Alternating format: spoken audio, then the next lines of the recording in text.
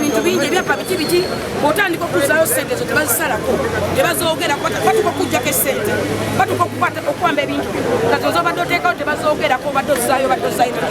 abantu bangi abanyigizibwa naddala abakyala abali mu butaala abeewola ssente tonotono abakyala basala emiyembe abatunda ebyokulya abatunda engoye abalina protex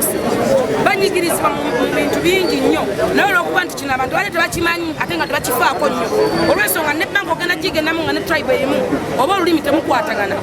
naye oba lulimiro wajja nga yamwanguiza nga muwa sente nyingi temuli mu interest nga bagenda nga bakola business kyobola nti sente zaffe badde bazikuba buli mwaka twabuuza wano kyebakozeewo covid yabambula bo benyininyini badduka wano ne bavaawo covid watandika twagenda okunoonyereza mu ggwanga tebazimbye wadde eddwaliro tebazimbye wadde essomero ate baddukaesente ku mwaka tebazitwala end of the year zifuluma ebulayi ne tusigala nga teffe tuli bavu nga tesente bakozesa zaffe ngaffe bannansi so nkyebaliza katonda omusango gwa amu tegubadde nga gwa mischief gubadde gwaffe bannayuganda n'okwongera okulabuka bino betulina okwenyigiramu tufe nebyobufuzi ebitumalidde obudde